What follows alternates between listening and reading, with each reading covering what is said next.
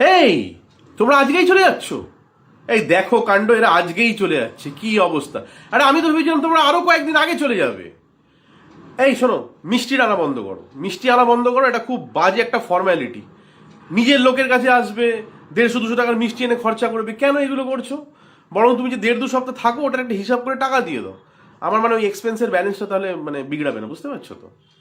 আর শোনো, একটা জিনিস মাথায় রাখো, আমি এটা একদম পছন্দ করি না তোমরা বাচ্চা ফেলে চলে আসছো। কেন বাচ্চা ফেলে আসছো?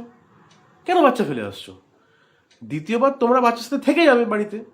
আর তোমাদের প্ল্যানিং খারাপ আছে, তোমাদের প্ল্যানিং একদম খারাপ আছে। সাডেন প্ল্যান করলে চলে আসলে, আরে কেন?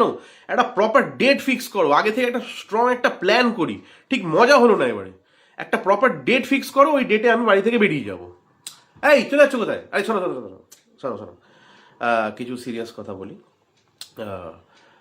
নেক্সট টাইম তোমরা বাড়া এসো না, ঠিক আছে?